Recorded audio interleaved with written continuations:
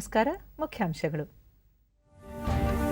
ಮಾನವ ಸಂಪನ್ಮೂಲ ತಂತ್ರಜ್ಞಾನ ಜೊತೆಯಾಗಿ ಸಾಗಿದಾಗ ಆತ್ಮನಿರ್ಭರ ಭಾರತದ ಆಶಯ ಯಶಸ್ಸು ಸಾಧಿಸಲಿದೆ. ಎಲ್ಲ ಕ್ಷೇತ್ರಗಳಲ್ಲೂ ಮಹಿಳೆಯರ ಕೊಡುಗೆ ಅಪಾರ. ರಾಷ್ಟ್ರಪತಿ ರಾಮನಾಥ್ ಕೋವಿಂದ್. ನಾಡಹಬ್ಬ ಮೈಸೂರು ದಸರಾಗೆ ವಿದ್ಯುಕ್ತ ಚಾಲನೆ. ಪ್ರವಾಸೋದ್ಯಮ ಅಭಿವೃದ್ಧಿಯಿಂದ ಆರ್ಥಿಕ ಸುಭದ್ರತೆ. ಎಸ್ಎಂ ಕೃಷ್ಣ. ವೈದ್ಯಕೀಯ ಆಮ್ಲಜನಕ ಉತ್ಪಾದನೆ 10 ಪಟ್ಟು ಹೆಚ್ಚಳ. ಕೋವಿಡ್ ಸಂದಿಗ್ಧತೆಯಲ್ಲಿಯೂ ಅಭಿವೃದ್ಧಿ ಯೋಜನೆ ಅಬಾಧಿತ. ಪ್ರಧಾನಿ ನರೇಂದ್ರ ಮೋದಿ. ಮತ್ತು ಕೊರೋನಾ ಸೋಂಕಿನಿಂದ ಪೋಷಕರನ್ನು ಕಳೆದುಕೊಂಡ ಮಕ್ಕಳಿಗೆ ಪಿಎಂ ಕೇರ್ಸ್ ಖಾತ್ರಿ. ಶಿಕ್ಷಣ, ಆರೋಗ್ಯ ಸೇರಿ ಸಮಗ್ರ ಆರೈಕೆ. ವಾರ್ತೆಗಳ ವಿವರ. ಗಡಿ ಜಿಲ್ಲೆ ಚಾಮರಾಜನಗರ ಜಿಲ್ಲೆಯಲ್ಲಿಂದು ರಾಷ್ಟ್ರಪತಿ ರಾಮನಾಥ್ ಕೋವಿಂದ್ ಅವರು ವೈದ್ಯಕೀಯ ಕಾಲೇಜಿನ 450 ಹಾಸಿಗೆಗಳ ಆಸ್ಪತ್ರೆಯನ್ನು ಉದ್ಘಾಟಿಸಿದರು. ಈ ಸಂದರ್ಭದಲ್ಲಿ ರಾಜ್ಯಪಾಲ ಥಾವರ್ ಚಂದ್ ಗೆಹ್ಲೋಟ್, ಮುಖ್ಯಮಂತ್ರಿ ಬಸವರಾಜ ಬೊಮ್ಮಾಯಿ, ಆರೋಗ್ಯ ಮತ್ತು ವೈದ್ಯಕೀಯ ಶಿಕ್ಷಣ ಸಚಿವ ಡಾ ಕೆ ಸುಧಾಕರ್, ಸಹಕಾರ ಸಚಿವ ಎಸ್ಟಿ ಸೋಮಶೇಖರ್, ಮೊದಲ ಮಹಿಳೆ ಸವಿತಾ ಕೋವಿಂದ್ ಸೇರಿದಂತೆ ಹಲವು ಗಣ್ಯರು ಉಪಸ್ಥಿತರಿದ್ದರು.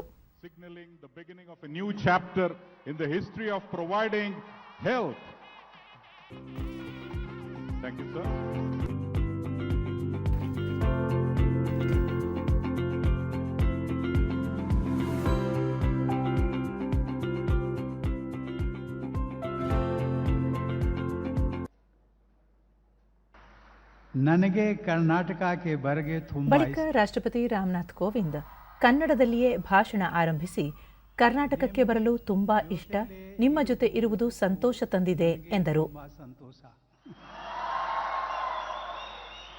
ವೈದ್ಯಕೀಯ ಮತ್ತು ಶಿಕ್ಷಣ ಕ್ಷೇತ್ರ ದೇಶದ ಭದ್ರ ಬುನಾದಿಗಳು. ಭಾರತದ ಗ್ರಾಮೀಣ ಪ್ರದೇಶದ ಕಟ್ಟ ಕಡೆಯ ವ್ಯಕ್ತಿಗೆ ವೈದ್ಯಕೀಯ ಸೇವೆ ತಲುಪಬೇಕು. ಈ ನಿಟ್ಟಿನಲ್ಲಿ ಸರ್ಕಾರ ಹಲವಾರು ಯೋಜನೆಗಳನ್ನು ಹಮ್ಮಿಕೊಂಡಿದೆ. ಅಖಿಲ ಭಾರತ ವೈದ್ಯಕೀಯ ಶಿಕ್ಷಣ ಸಂಸ್ಥೆಗಳ ಸಂಖ್ಯೆಯನ್ನು 6ರಿಂದ 22ಕ್ಕೆ ಹೆಚ್ಚಿಸಲಾಗಿದೆ. ವೈದ್ಯಕೀಯ ಕಾಲೇಜುಗಳ ಮೂಲಸೌಕರ್ಯವೂ ಅಭಿವೃದ್ಧಿಯಾಗುತ್ತಿದೆ ಎಂದರು. ಮಾನವ ಸಂಪನ್ಮೂಲ ಮತ್ತು ತಂತ್ರಜ್ಞಾನ ಜೊತೆಯಾಗಿ ಸಾಗಿದಾಗ ಆತ್ಮನಿರ್ಭರ ಭಾರತದ ಆಶಯ ಈಡೇರಲಿದೆ. ಸಂಘಟಿತ ಪ್ರಯತ್ನದಿಂದಾಗಿ ಕೋವಿಡ್ ಹತ್ತಿಕ್ಕಲು ಸಾಧ್ಯವಾಯಿತು. ಮತ್ತೊಮ್ಮೆ ಭಾರತದ ವೈವಿಧ್ಯತೆಯಲ್ಲಿ ಏಕತೆ ಬಿಂಬಿತವಾಯಿತು. ಸವಾಲಿನ ಸಂದರ್ಭದಲ್ಲಿ ವೈದ್ಯರು, ನರ್ಸ್ಗಳು, ಅರೆ ವೈದ್ಯಕೀಯ ಸಿಬ್ಬಂದಿಯ ಸೇವೆ ಸ್ಮರಣೀಯ. ಅದೇ ರೀತಿ ಲಸಿಕಾ ಅಭಿಯಾನದಲ್ಲೂ ದೇಶ ಯಶಸ್ಸು ಸಾಧಿಸಿದ್ದು ವಿಶ್ವ ದಾಖಲೆ ನಿರ್ಮಿಸಿದೆ. ಕಡಿಮೆ ಅವಧಿಯಲ್ಲಿ ಲಸಿಕೆ ಸಂಶೋಧಿಸಿದ ವಿಜ್ಞಾನಿಗಳ ಶ್ರಮವೂ ಅಭಿನಂದನೀಯ ಎಂದರು.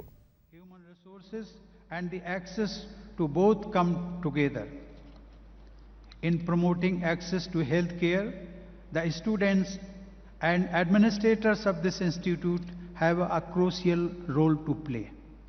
I am confident that the doctors, nurses and paramedics being trained here will serve the nation with a high degree of commitment and dedication and will bring glory to the profession and to the alma mater. Ladies and gentlemen, ಮಹಿಳೆಯರು ಎಲ್ಲ ಕ್ಷೇತ್ರಗಳಲ್ಲೂ ಮುಂಚೂಣಿ ಸ್ಥಾನದಲ್ಲಿದ್ದಾರೆ. ಅದರಲ್ಲೂ ವೈದ್ಯಕೀಯ ಕ್ಷೇತ್ರದಲ್ಲಿ ಹೆಚ್ಚಿನ ಪಾಲುದಾರಿಕೆ ಹೊಂದಿದ್ದಾರೆ. ಚಾಮರಾಜನಗರ ವೈದ್ಯಕೀಯ ಕಾಲೇಜಿನಲ್ಲಿ 750 ವೈದ್ಯಕೀಯ ವಿದ್ಯಾರ್ಥಿಗಳ ಪೈಕಿ 300ಕ್ಕೂ ಹೆಚ್ಚು ಮಂದಿ ಮಹಿಳೆಯರಿದ್ದಾರೆ. ನರ್ಸಿಂಗ್ ಕೋರ್ಸ್ನಲ್ಲಿ 60% ಮಹಿಳೆಯರು ಅಭ್ಯಾಸ ಮಾಡುತ್ತಿರುವುದು ಶ್ಲಾಘನೀಯ ಸಂಗತಿ.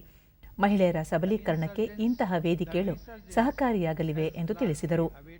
ಕೇರಳ, ಕರ್ನಾಟಕ, ತಮಿಳುನಾಡು ಗಡಿಭಾಗದಲ್ಲಿರುವ ಚಾಮರಾಜನಗರ ಮೆಡಿಕಲ್ ಕಾಲೇಜಿನಿಂದ ಪರಿಶಿಷ್ಟ ಹಾಗೂ ಆದಿವಾಸಿ ಸಮುದಾಯಕ್ಕೆ ಕೈಗೆಟುಕುವ ದರದಲ್ಲಿ ಉತ್ತಮ ಆರೋಗ್ಯ ಸೇವೆ ದೊರಕಿಸಲು ಸರ್ಕಾರ ಮತ್ತು ವೈದ್ಯಕೀಯ ಸಂಸ್ಥೆ ಮುಂದಾಗಬೇಕು ಎಂದರು.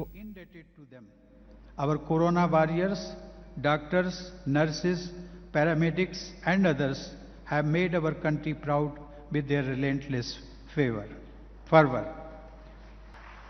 The same dedication is at work behind the largest vaccination drive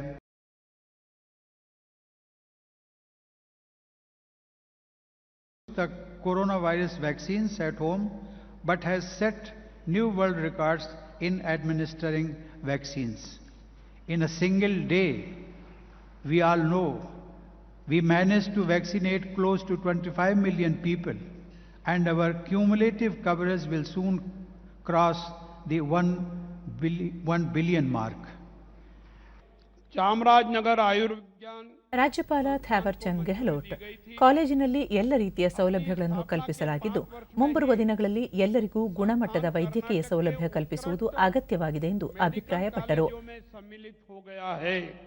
शिक्षा सेवा और अनुसंधान के लक्ष्य के साथ ही संस्थान का उद्देश्य सभी को शीघ्र सहज एवं सस्ती स्वास्थ्य सेवा प्रदान करने और रोगी की उचित देखभाल के साथ साथ सुनियोजित शिक्षण कार्यक्रमों के माध्यम से उत्कृष्ट डॉक्टर, नर्स और पैरामेडिकल स्टाफ तैयार करना है. ಇಲ್ಲಿಂದ ಕಲಿತವರು ಮುಖ್ಯಮಂತ್ರಿ ಬಸವರಾಜ ಬೊಮ್ಮಾಯಿ ರಾಜ್ಯದ ಆರೋಗ್ಯ ಕ್ಷೇತ್ರವನ್ನು ಬಲಪಡಿಸಲು 8 ಜಿಲ್ಲೆಗಳ ಮೆಡಿಕಲ್ ಕಾಲೇಜುಗಳಿಗೆ ಖಾಸಗಿ ಸಹಭಾಗಿತ್ವದಲ್ಲಿ ಆಸ್ಪತ್ರೆಗಳ ಸಹಯೋಗ ದೊರಕಿಸಲಾಗುವುದು. ರೋಗಿಗಳು ಮತ್ತು ಆಸ್ಪತ್ರೆಗಳ ಸರಾಸರಿಯನ್ನು ವಿಶ್ವಸಂಸ್ಥೆಯ ಅನುಪಾತಕ್ಕೆ ಅನುಗುಣವಾಗಿ ಸುಧಾರಿಸಲು ಕ್ರಮ ಕೈಗೊಳ್ಳಲಾಗುವುದು ಎಂದರು. ಜಿಲ್ಲೆಗೆ ಮೆಡಿಕಲ್ ಕಾಲೇಜ್ ಆಗಬೇಕನ್ನುವಂಥ ಚಿಂತನೆಯಲ್ಲಿ ಇದು ಪ್ರಾರಂಭ ಆಗಿ ದುರ್ದೈವದಿಂದ 2013-14ರಿಂದ ಸುಮಾರು 8 ವರ್ಷ ತೆಗೆದುಕೊಂಡಿದೆ. ಇವತ್ತು ಇದಕ್ಕೆ ಏನೆಲ್ಲ ಅವಶ್ಯಕತೆ ಬೇಕೋ ಬರುವಂಥ ದಿನಗಳಲ್ಲಿ ಅವೆಲ್ಲವನ್ನು ಒದಗಿಸೋಕ್ಕೆ ನಮ್ಮ ಸರ್ಕಾರ ಸಿದ್ಧವಿದೆ ಅನ್ನುವಂಥ ಮಾತನ್ನು ಹೇಳ್ತಾ ನಾಡಿನ ಸಾಂಸ್ಕೃತಿಕ, ಸಾಂಪ್ರದಾಯಿಕ ಹಾಗೂ ರಾಜರ ಕಾಲದ ಗತವೈಭವ ಅನಾವರಣಗೊಳಿಸುವ ವಿಶ್ವವಿಖ್ಯಾತ ಮೈಸೂರು ದಸರಾ ಮಹೋತ್ಸವಕ್ಕೆ ಇಂದು ವಿದ್ಯುಕ್ತ ಚಾಲನೆ ನೀಡಲಾಯಿತು. ಮೈಸೂರಿನ ಚಾಮುಂಡಿ ಬೆಟ್ಟದಲ್ಲಿ ಮಾಜಿ ಮುಖ್ಯಮಂತ್ರಿ ಎಸ್ಎಂ ಕೃಷ್ಣ ನಾಡದೇವತೆ ಚಾಮುಂಡೇಶ್ವರಿ ದೇವಿಗೆ ಅಗ್ರ ಪೂಜೆ ಸಲ್ಲಿಸುವ ಮೂಲಕ 9 ದಿನಗಳ 411ನೇ ದಸರಾ ಮಹೋತ್ಸವವನ್ನು ಉದ್ಘಾಟಿಸಿದರು. ಮುಖ್ಯಮಂತ್ರಿ ಬಸವರಾಜ ಬೊಮ್ಮಾಯಿ, ಮೈಸೂರು ಜಿಲ್ಲಾ ಉಸ್ತುವಾರಿ ಸಚಿವ ಎಸ್ಟಿ ಸೋಮಶೇಖರ್ ಸೇರಿದಂತೆ ಹಲವು ಸಚಿವರು, ಅಧಿಕಾರಿಗಳು ಉಪಸ್ಥಿತರಿದ್ದರು.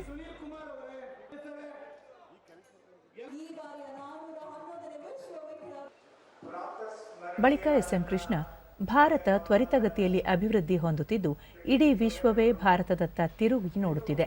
ದಸರಾ ಮತ್ತು ಮೈಸೂರು ಎರಡೂ ತನ್ನ ಸಂಬಂಧವನ್ನು ಬೆಸೆದುಕೊಂಡಿವೆ.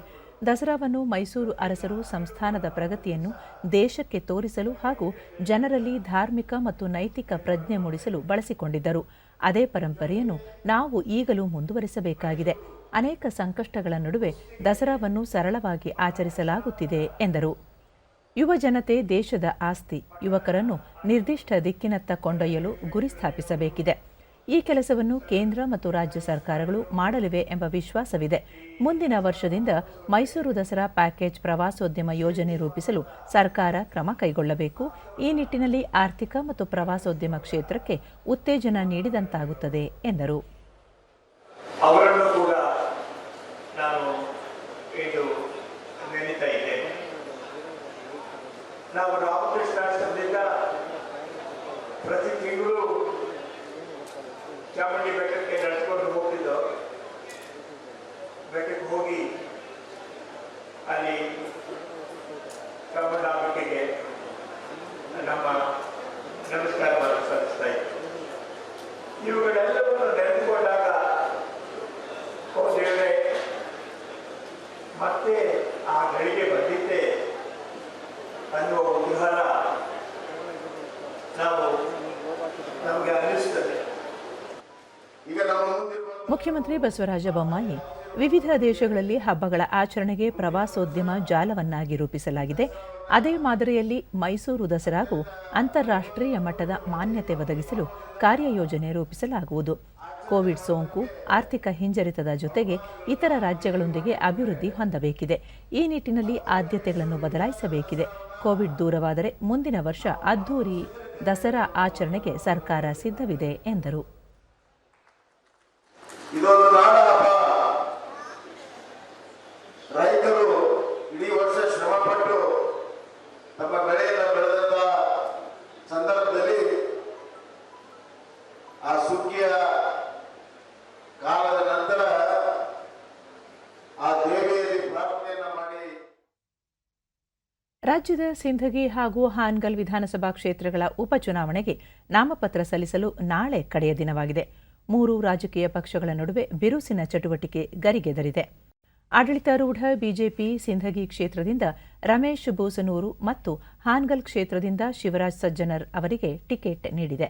ಹಾನಗಲ್ ಕ್ಷೇತ್ರದ ಕಾಂಗ್ರೆಸ್ನ ಅಭ್ಯರ್ಥಿ ಶ್ರೀನಿವಾಸ್ ಮಾನೆ ಅವರು ಇಂದು ನಾಮಪತ್ರ ಸಲ್ಲಿಸಿದ್ದು, ಕೆಪಿಸಿಸಿ ಅಧ್ಯಕ್ಷ ಡಿಕೆ ಶಿವಕುಮಾರ್, ವಿಧಾನಸಭೆಯ ವಿರೋಧ ಪಕ್ಷದ ನಾಯಕ ಸಿದ್ದರಾಮಯ್ಯ ಈ ವೇಳೆ ಉಪಸ್ಥಿತರಿದ್ದರು. ಜೆಡಿಎಸ್ನಿಂದ ಸಿಂಧಗಿ ವಿಧಾನಸಭಾ ಕ್ಷೇತ್ರದಲ್ಲಿ ನಾಜಿಯಾ ಶಕೀಲಾ ಅಂಗಡಿ ಮತ್ತು ಹಾನಗಲ್ ಕ್ಷೇತ್ರದಲ್ಲಿ ನಿಯಾಜ್ ಶೇಖ್ ನಾಮಪತ್ರ ಸಲ್ಲಿಸಿದ್ದಾರೆ. ಮಾಜಿ ಮುಖ್ಯಮಂತ್ರಿ ಎಚ್ಡಿ ಕುಮಾರಸ್ವಾಮಿ, ಮಾಜಿ ಸಚಿವರಾದ ಬಂಡೆಪ್ಪ ಕಾಶೆಂಪೂರ್ ಮತ್ತಿತರರು ಉಪಸ್ಥಿತರಿದ್ದರು. ಇದೇ 30ರಂದು ಮತದಾನ ನಿಗದಿಯಾಗಿದ್ದು, ನವೆಂಬರ್ 2ರಂದು ಮತ ಎಣಿಕೆ ನಡೆಯಲಿದೆ.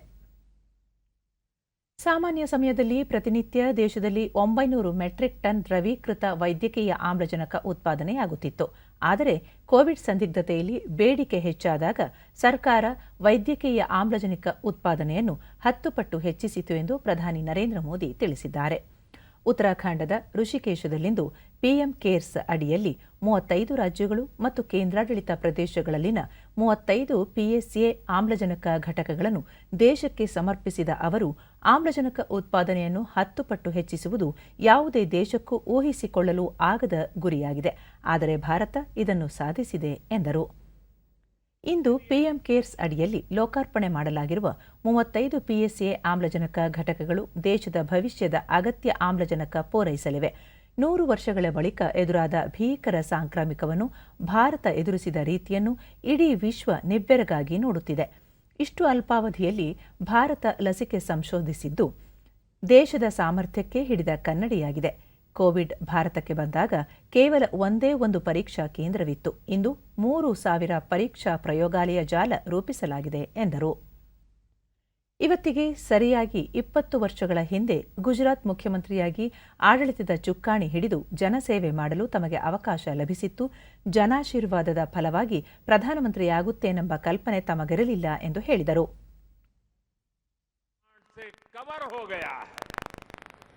पीएम केयर्स के सहयोग से बने इन ऑक्सीजन प्लांट्स को जोड़ लें तो केंद्र सरकार, राज्य सरकार, इन सभी के प्रयासों से देश को 4,000 नए ऑक्सीजन प्लांट्स मिलने जा रहे हैं.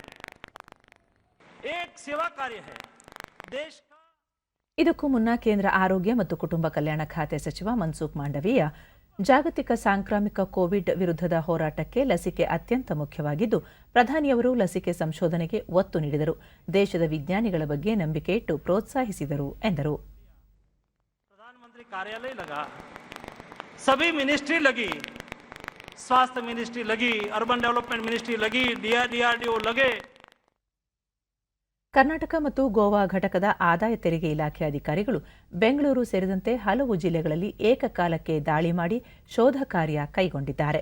ಉದ್ಯಮಿಗಳು, ಗುತ್ತಿಗೆದಾರರು, ರಾಜಕಾರಣಿಗಳ ಆಪ್ತರ ನಿವಾಸ ಮತ್ತು ಕಚೇರಿಗೆ ಭೇಟಿ ನೀಡಿದ್ದು, ಬೆಳಿಗ್ಗೆ 5 ಗಂಟೆಯಿಂದಲೇ ಹೆಚ್ಚಿನ ಸಂಖ್ಯೆಯಲ್ಲಿ ಅಧಿಕಾರಿಗಳು ಈ ಶೋಧ ಕಾರ್ಯದಲ್ಲಿ ಭಾಗಿಯಾಗಿ ದಾಖಲೆಗಳ ಪರಿಶೀಲನೆ ನಡೆಸುತ್ತಿದ್ದಾರೆ.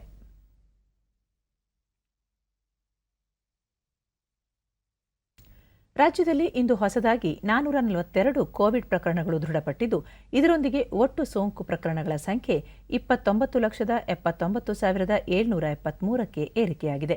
ಇಂದು 635 ಮಂದಿ ಆಸ್ಪತ್ರೆಯಿಂದ ಬಿಡುಗಡೆಯಾಗಿದ್ದು, ಇದುವರೆಗೂ ಗುಣಮುಖರಾದವರ ಒಟ್ಟು ಸಂಖ್ಯೆ 29,30,264ಕ್ಕೆ ತಲುಪಿದೆ.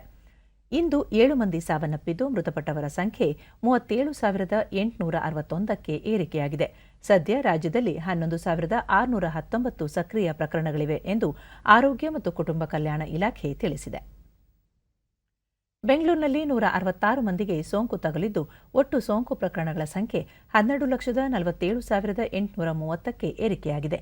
ಇಂದು 173 ಮಂದಿ ಆಸ್ಪತ್ರೆಯಿಂದ ಬಿಡುಗಡೆಯಾಗಿದ್ದು, ಇದುವರೆಗೂ ಒಟ್ಟು 12,24,089 ಮಂದಿ ಗುಣಮುಖರಾಗಿದ್ದಾರೆ. ಸದ್ಯ 7,563 ಸಕ್ರಿಯ ಪ್ರಕರಣಗಳಿವೆ. ಬೆಂಗಳೂರಿನಲ್ಲಿ 2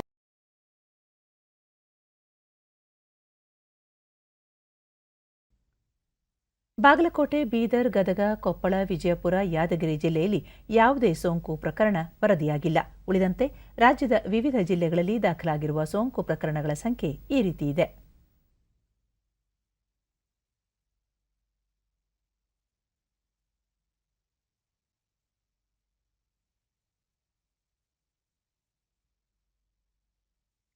ಭಾರತದ ಸ್ವಾತಂತ್ರ್ಯ ಹೋರಾಟ ಆಂದೋಲನವು ಆಧುನಿಕ ಜಗತ್ತು ಕಂಡ ಅತಿದೊಡ್ಡ ಚಳುವಳಿಗಳಲ್ಲಿ ಒಂದಾಗಿದೆ. ಸ್ವಾತಂತ್ರ್ಯ ಹೋರಾಟದ ಘಟನೆಗಳು, ತಮ್ಮ ಸರ್ವಸ್ವವನ್ನು ತ್ಯಾಗ ಮಾಡಿದ ಹಲವು ಮಹನೀಯರ ಕುರಿತ ವಿಶೇಷ ವರದಿಯ ಸರಣಿ ಆಕಾಶವಾಣಿ ರಾಷ್ಟ್ರೀಯ ಸುದ್ದಿ ವಿಭಾಗದ ಸಹಕಾರದೊಂದಿಗೆ ಇಲ್ಲಿದೆ.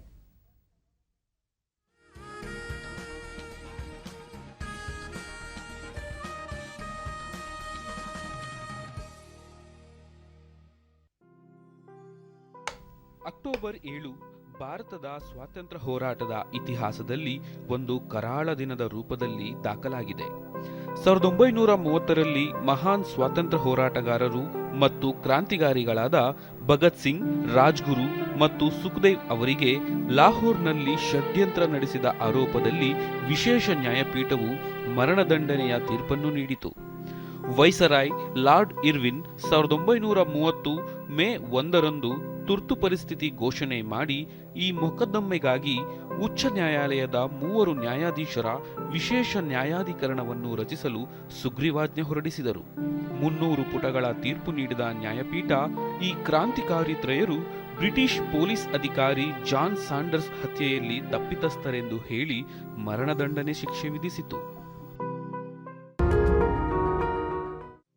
ಅಕ್ಟೋಬರ್ 7 ಸ್ವಾತಂತ್ರ್ಯ ಸಂಗ್ರಾಮದ ವೀರಾಂಗನೆ ಎಸ್.ಎನ್. ಸುಂದರಾಂಬಾಳ್ ಅವರ ಜನ್ಮದಿನ. ವಿನಮ್ರತೆ ಮತ್ತು ಸರಳತೆಯ ಪ್ರತಿರೂಪವಾದ ಎಸ್.ಎನ್. ಸುಂದರಾಂಬಾಳ್ ಶ್ರೀಮಂತ ಕುಟುಂಬದ ಸದಸ್ಯರಾಗಿದ್ದರು. ಸಮಾಜ ಸೇವೆ ಮತ್ತು ಸ್ವಾತಂತ್ರ್ಯ ಚಳುವಳಿಯಲ್ಲಿ ಆಸಕ್ತಿ ಹೊಂದಿದ್ದರು. ಇವರ ತಂದೆ ನಚಿಮುತ್ತು ಗೌಂಡರ್ ಸ್ಥಳೀಯ ನಾಯಕರಾಗಿದ್ದರು. ಕಾಂಗ್ರೆಸ್ನ ಸಾರ್ವಜನಿಕ ಸಭೆಗಳಲ್ಲಿ ಭಾಗಿಯಾಗುತ್ತಿದ್ದ ಸುಂದರಾಂಬಾಳ್ 1928ರಲ್ಲಿ ಮಹಾತ್ಮ ಗಾಂಧಿ ಚಳುವಳಿಗಾಗಿ ಸಾರ್ವಜನಿಕರು ದೇಣಿಗೆ ನೀಡುವಂತೆ ಮನವಿ ಮಾಡಿದಾಗ ತಮ್ಮ ಚಿನ್ನದ ಬಳೆಗಳನ್ನು ನೀಡಿದರು. ಸ್ವಾತಂತ್ರ್ಯ ಹೋರಾಟದ ಸಮಯದಲ್ಲಿ ಸುಂದರಾಂಬಾಳ್ ಅನೇಕ ಪ್ರತಿಭಟನೆಗಳಲ್ಲಿ ಭಾಗಿಯಾಗಿದ್ದರು. 1941ರಲ್ಲಿ ಸತ್ಯಾಗ್ರಹದ ವೇಳೆ ಅವರನ್ನು ಅವರ ನವಜಾತ ಶಿಶುವಿನೊಂದಿಗೆ ಬಂಧಿಸಲಾಯಿತು ಮತ್ತು 3 ತಿಂಗಳ ಕಾಲ ವೆಲ್ಲೂರು ಜೈಲಿಗೆ ಕಳುಹಿಸಲಾಯಿತು. ಭಾರತ ಬಿಟ್ಟು ತೊಲಗಿ ಚಳುವಳಿಯಲ್ಲಿ ಕೂಡ ಭಾಗಿಯಾಗಿದ್ದ ಅವರು ಬಂಧನಕ್ಕೆ ಒಳಗಾದರು. 1943ರಲ್ಲಿ ಸುಂದರಾಂಬಾಳ್ ಬ್ರಿಟಿಷ್ ಸರ್ಕಾರದ ವಿರುದ್ಧ ತಿರುಪ್ಪೂರಿನಲ್ಲಿ ಒಂದು ಬೃಹತ್ ಪ್ರತಿಭಟನೆ ಆಯೋಜಿಸಿದರು. ಇದಕ್ಕಾಗಿ ಅವರು 3 ತಿಂಗಳು ಜೈಲುವಾಸ ಅನುಭವಿಸಿದರು. ಸ್ವಾತಂತ್ರ್ಯ ನಂತರ ತಮ್ಮ ಜಿಲ್ಲೆಯಲ್ಲಿ ರೈತರ ಅಭಿವೃದ್ಧಿಗಾಗಿ ಶ್ರಮಿಸಿದರು. ಅಕ್ಟೋಬರ್ 7 ಸ್ವಾತಂತ್ರ್ಯ ಹೋರಾಟಗಾರ, ಸಮಾಜ ಸುಧಾರಕ ಮತ್ತು ಶಿಕ್ಷಣ ತಜ್ಞ, ಕೇರಳದ ಗಾಂಧಿ ಎಂದು ಕರೆಯಲ್ಪಡುವ ಕೆ. ಕೇಲಪ್ಪನ್ ನಾಯರ್ ಅವರ ಜನ್ಮ ಜಯಂತಿ. ನಾಯರ್ ಸೇವಾ ಸೊಸೈಟಿಯ ಸಂಸ್ಥಾಪಕ ಸದಸ್ಯ ಹಾಗೂ ಅಧ್ಯಕ್ಷರು ಆಗಿದ್ದ ಅವರು 1930ರಲ್ಲಿ ಉಪ್ಪಿನ ಸತ್ಯಾಗ್ರಹದ ನಾಯಕತ್ವ ವಹಿಸಿ ಪಯ್ಯನ್ನೂರ್ ತೀರದವರೆಗೆ ಹೋಗಿ ಉಪ್ಪನ್ನು ತಯಾರಿಸಿದ್ದರು. ಅಸ್ಪೃಶ್ಯತೆ ಮತ್ತು ಜಾತಿ ತಾರತಮ್ಯತೆ ವಿರುದ್ಧ ಅವಿಶ್ರಾಂತವಾಗಿ ಹೋರಾಡಿದ ಅವರು ಕೇರಳದ ಏಕೀಕರಣದಲ್ಲಿ ಮಹತ್ವಪೂರ್ಣ ಪಾತ್ರ ವಹಿಸಿದ್ದರು. 1952ರಲ್ಲಿ ಸಂಸತ್ ಸದಸ್ಯರಾಗಿಯೂ ಕಾರ್ಯನಿರ್ವಹಿಸಿದರು.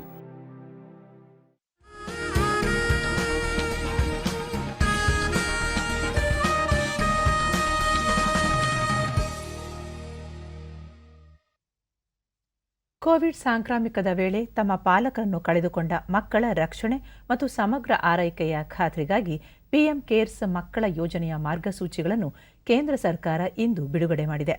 ಇಂತಹ ಮಕ್ಕಳಿಗೆ ಸುಸ್ಥಿರ ರೀತಿಯಲ್ಲಿ ಆರೋಗ್ಯ ವಿಮೆಯ ಮೂಲಕ ಅವರ ಯೋಗಕ್ಷೇಮವನ್ನು ಸಕ್ರಿಯಗೊಳಿಸಿ, ಶಿಕ್ಷಣದ ಮೂಲಕ ಅವರನ್ನು ಸಬಲೀಕರಣಗೊಳಿಸಲು ಹಾಗೂ 23 ವರ್ಷ ಪೂರೈಸಿದ ಬಳಿಕ ಆರ್ಥಿಕ ಬೆಂಬಲದೊಂದಿಗೆ ಸ್ವಾವಲಂಬಿ ಅಸ್ತಿತ್ವಕ್ಕಾಗಿ ಅವರನ್ನು ಸಜ್ಜುಗೊಳಿಸುವುದು ಈ ಯೋಜನೆಯ ಉದ್ದೇಶವಾಗಿದೆ. ಮಕ್ಕಳಿಗೆ ಒಮ್ಮುಖ ವಿಧಾನದ ಮೂಲಕ ಬೆಂಬಲವನ್ನು ನೀಡಲಿದ್ದು, ಶಿಕ್ಷಣ, ಆರೋಗ್ಯ, 18ನೇ ವಯಸ್ಸಿನಿಂದ ಮಾಸಿಕ ಸ್ಟೈಫಂಡ್ ಖಾತ್ರಿಪಡಿಸಿಕೊಳ್ಳಲು ಅಂತರನಿಧಿ ಮತ್ತು 23 ವರ್ಷ ತುಂಬಿದ ನಂತರ 10 ಲಕ್ಷ ರೂಪಾಯಿಗಳ ಒಟ್ಟು ಮೊತ್ತವನ್ನು ಒದಗಿಸಲಾಗುತ್ತದೆ. ಅರ್ಹ ಮಕ್ಕಳು ಈ ಸೌಲಭ್ಯವನ್ನು ಪಡೆಯಲು 2021ರ ಮೇ 29ರಿಂದ ನೋಂದಣಿ ಆರಂಭವಾಗಿದ್ದು, ಈ ವರ್ಷ ಡಿಸೆಂಬರ್ 31ರವರೆಗೆ ಅವಕಾಶ ಇರುತ್ತದೆ. ಕೋವಿಡ್ನಿಂದ 2020ರ ಮಾರ್ಚ್ 11ರಿಂದೀಚೆಗೆ ತಮ್ಮ ತಂದೆ ತಾಯಿ ಇಬ್ಬರನ್ನೂ ಅಥವಾ ಪೋಷಕರನ್ನು ಅಥವಾ ನ್ಯಾಯಬದ್ಧ ಪಾಲಕರನ್ನು ಅಥವಾ ದತ್ತು ಪಡೆದಿದ್ದ ಪಾಲಕರನ್ನು ಕಳೆದುಕೊಂಡ ಮಕ್ಕಳು ಈ ಯೋಜನೆಯ ವ್ಯಾಪ್ತಿಗೆ ಒಳಪಡುತ್ತಾರೆ.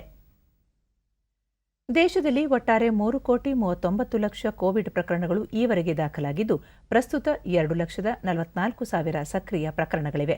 ಈವರೆಗೆ 3,32,00,000 ಸೋಂಕಿತರು ಗುಣಮುಖರಾಗಿದ್ದಾರೆ ಎಂದು ಆರೋಗ್ಯ ಮತ್ತು ಕುಟುಂಬ ಕಲ್ಯಾಣ ಸಚಿವಾಲಯದ ಜಂಟಿ ಕಾರ್ಯದರ್ಶಿ ಲವ್ ಅಗರ್ವಾಲ್ ತಿಳಿಸಿದ್ದಾರೆ. ಒಟ್ಟು ಪ್ರಕರಣಗಳಲ್ಲಿ ಕೇವಲ 0.72% ಮಾತ್ರವೇ ಸಕ್ರಿಯ ಪ್ರಕರಣಗಳಿವೆ. ಆದರೆ ಚೇತರಿಕೆಯ ದರ ಪ್ರತಿಶತ 97.95 ಆಗಿದೆ. ದೇಶದಲ್ಲಿ ಒಟ್ಟಾರೆ 57,87,00,000 ಕೊರೋನಾ ಮಾದರಿ ಪರೀಕ್ಷೆಗಳನ್ನು ನಡೆಸಲಾಗಿದೆ. ಪ್ರಕರಣಗಳ ಪಾಸಿಟಿವಿಟಿಯ ಒಟ್ಟಾರೆ ದರ ಪ್ರತಿಶತ 5.86 ಆಗಿದೆ. ಕಳೆದ ವಾರ ಪಾಸಿಟಿವಿಟಿ ದರ ಶೇಕಡಾ 1.68ಕ್ಕೆ ಇಳಿದಿದೆ ಎಂದು ಅವರು ವಿವರ ನೀಡಿದರು. ದೇಶದ ಸಕ್ರಿಯ ಪ್ರಕರಣಗಳ ಸಂಖ್ಯೆಯನ್ನು ಅವಲೋಕಿಸಿದರೆ ಕೇರಳದಲ್ಲಿ 1,22,996 ಪ್ರಕರಣಗಳಿದ್ದು, ಇದು ದೇಶದ ಒಟ್ಟು ಸಕ್ರಿಯ ಪ್ರಕರಣಗಳ ಶೇಕಡಾ 50.37ರಷ್ಟಾಗುತ್ತದೆ. ಮಹಾರಾಷ್ಟ್ರದಲ್ಲಿ 56,767 ಪ್ರಕರಣಗಳಿದ್ದು, ಇದು ಶೇಕಡಾ 15.06ರಷ್ಟಾಗುತ್ತದೆ. ಕರ್ನಾಟಕದಲ್ಲಿ 11,848 ಸಕ್ರಿಯ ಪ್ರಕರಣಗಳಿದ್ದು, ಇದು ಶೇಕಡಾ 4.85 ಆಗಿದೆ. ದೇಶದಲ್ಲಿ ಈಗಲೂ ನಿತ್ಯ ಸುಮಾರು 20,000ದಷ್ಟು ಪ್ರಕರಣ ದಾಖಲಾಗುತ್ತಿದ್ದು, ಕೋವಿಡ್ ಮಾರ್ಗಸೂಚಿಗಳನ್ನು ಪಾಲಿಸುವುದು ಅಗತ್ಯವಾಗಿದೆ ಎಂದರು. ಈವರೆಗೆ 67,2,00,000 ಜನರಿಗೆ ಪ್ರಥಮ ಡೋಸ್ ಲಸಿಕೆ ನೀಡಲಾಗಿದ್ದರೆ 25.75 ಕೋಟಿ ಜನರಿಗೆ ಎರಡನೇ ಡೋಸ್ ಕೋವಿಡ್ ನಿಗ್ರಹ ಲಸಿಕೆ ನೀಡಲಾಗಿದೆ. ಒಟ್ಟಾರೆಯಾಗಿ 92,77,00,000 ಡೋಸ್ ಲಸಿಕೆ ನೀಡಲಾಗಿದೆ ಎಂದು ತಿಳಿಸಿದರು.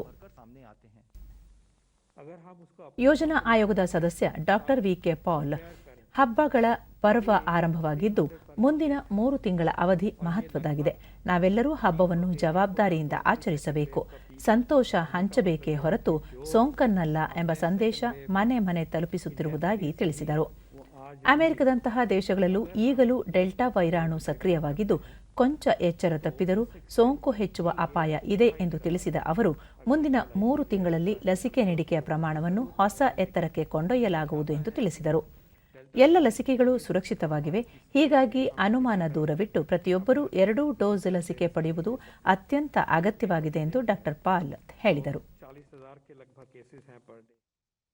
ಸರ್ಕಾರದ ಮುಖ್ಯಸ್ಥರಾಗಿ 20 ವರ್ಷಗಳ ಆಡಳಿತವನ್ನು ಇಂದು ಪೂರ್ಣಗೊಳಿಸಿರುವ ಪ್ರಧಾನಿ ನರೇಂದ್ರ ಮೋದಿ ಅವರಿಗೆ ಬಿಜೆಪಿ ರಾಷ್ಟ್ರೀಯ ಅಧ್ಯಕ್ಷ ಜೆಪಿ ನಡ್ಡಾ ಅಭಿನಂದನೆ ಸಲ್ಲಿಸಿದ್ದಾರೆ. ಮೋದಿ ಅವರು ತಮ್ಮ ಈ 20 ವರ್ಷಗಳ ಆಡಳಿತಾವಧಿಯನ್ನು ಬಡವರ ಸಬಲೀಕರಣಕ್ಕೆ ಮತ್ತು ದೇಶದ ಪ್ರಗತಿಗೆ ಮುಡಿಪಾಗಿಟ್ಟಿದ್ದಾರೆ ಎಂದು ನಡ್ಡಾ ತಿಳಿಸಿದ್ದಾರೆ. ಪ್ರಧಾನಿಯವರು ಭಾರತವನ್ನು ವಿಶ್ವದ ಪ್ರಮುಖ ರಾಷ್ಟ್ರಗಳ ಸಾಲಿಗೆ ತಂದಿರುವುದಷ್ಟೇ ಅಲ್ಲ, ಅವರು ಸೇವೆ ಸಂಘಟನೆಯ ಮೂಲಕ ಬಿಜೆಪಿಗೆ ಅಂತಾರಾಷ್ಟ್ರೀಯ ಮನ್ನಣೆಯನ್ನು ತಂದುಕೊಟ್ಟಿದ್ದಾರೆ ಎಂದು ತಿಳಿಸಿದರು. धारा 370 का उन्मूलन, ट्रिपल तलाक का खात्मा होना, अयोध्या में श्री राम जन्मभूमि का भव्य मंदिर का भूमि पूजन, ओबीसी आयोग का संवैधानिक मान्यता प्राप्त होना, नागरिकता संशोधन कानून. ಸರ್ಕಾರದ ಮುಖ್ಯಸ್ಥರಾಗಿ 20 ವರ್ಷಗಳ ಸುದೀರ್ಘ ಅವಧಿಯನ್ನು ಪೂರೈಸಿರುವ ಪ್ರಧಾನಿ ನರೇಂದ್ರ ಮೋದಿ ಅವರನ್ನು ಕೇಂದ್ರ ವಾರ್ತಾ ಮತ್ತು ಪ್ರಸಾರ ಸಚಿವ ಅನುರಾಗ್ ಸಿಂಗ್ ಠಾಕೂರ್ ಅಭಿನಂದಿಸಿದ್ದಾರೆ. ತಮ್ಮ 20 ವರ್ಷಗಳ ಉತ್ತಮ ಆಡಳಿತದಲ್ಲಿ ಮೋದಿ ಅವರು ಸ್ವಾವಲಂಬಿ ಮತ್ತು ಸದೃಢ ಭಾರತಕ್ಕೆ ಉತ್ತಮ ಕೊಡುಗೆ ನೀಡಿದ್ದಾರೆ. ಗುಜರಾತ್ ಮುಖ್ಯಮಂತ್ರಿಯಾಗಿ ಈಗ ಪ್ರಧಾನಮಂತ್ರಿಯಾಗಿ ಸಮರ್ಪಣಾ ಮತ್ತು ಸೇವಾ ಮನೋಭಾವದಿಂದ ಉತ್ತಮ ಆಡಳಿತ ನೀಡಿದ್ದಾರೆ. ಅವರು ಪ್ರಧಾನ ಸೇವಕರಾಗಿ ಮತ್ತು ಮುಖ್ಯ ಸೇವಕರಾಗಿ ಸೇವೆ ಸಲ್ಲಿಸಿದ್ದಾರೆ ಎಂದರು. ಎಲ್ಲರೊಂದಿಗೆ ಎಲ್ಲರ ವಿಕಾಸ, ಎಲ್ಲರ ವಿಶ್ವಾಸ ತತ್ವದೊಂದಿಗೆ ಸಮಾಜದ ಸಮಗ್ರ ಅಭಿವೃದ್ಧಿಗೆ ಪಾರದರ್ಶಕವಾಗಿ ಶ್ರಮಿಸುತ್ತಿದ್ದಾರೆ ಎಂದು ತಿಳಿಸಿದ್ದಾರೆ.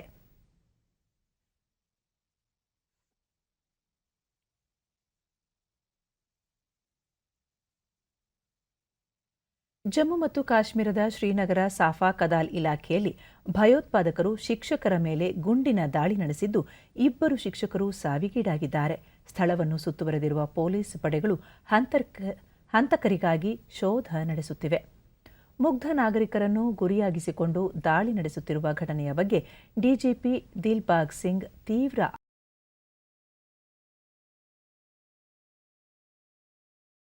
ಶಿಕ್ಷಕರು ಸಾವಿಗೀಡಾಗಿರುವುದಾಗಿ ತಿಳಿಸಿದ್ದಾರೆ. ಮಂಗಳವಾರ ನಡೆದ ದಾಳಿಯಲ್ಲಿ 3 ಹತ್ಯೆಯಾಗಿದ್ದರು.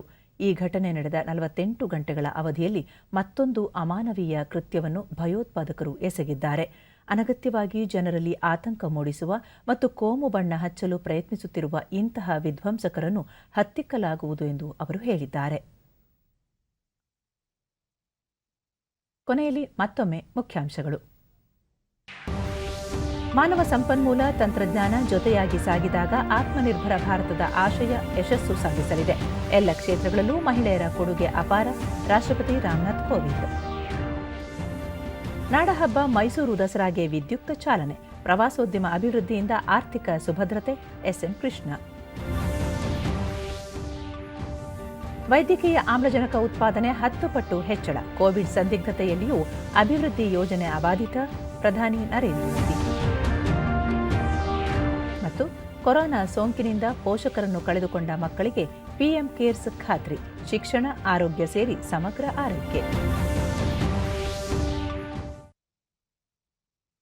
ನಮ್ಮ ವಾರ್ತಾ ಪ್ರಸಾರವನ್ನು ನೀವು ಡಿಡಿ ಚಂದನ ನ್ಯೂಸ್ ಯೂಟ್ಯೂಬ್ ಚಾನೆಲ್ನಲ್ಲೂ ವೀಕ್ಷಿಸಬಹುದು. ವ್ಯಕ್ತಿಗತ ಅಂತರ ಕಾಪಾಡಿಕೊಳ್ಳುವುದರೊಂದಿಗೆ ನೀವೂ ಸುರಕ್ಷಿತವಾಗಿರಿ, ನಿಮ್ಮವರನ್ನು ಸುರಕ್ಷಿತವಾಗಿರಿಸಿ.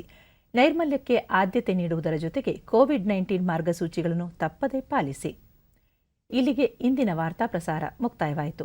ಸತ್ಯ, ಸಮರ್ಥ, ಸಂಪೂರ್ಣ ಸುದ್ದಿಗಾಗಿ ವೀಕ್ಷಿಸಿ ಚಂದನ ವಾರ್ತೆ. ನಮ್ಮ ಮುಂದಿನ ವಾರ್ತಾ ಪ್ರಸಾರ ನಾಳೆ ಬೆಳಿಗ್ಗೆ 7:30 ನಮಸ್ಕಾರ.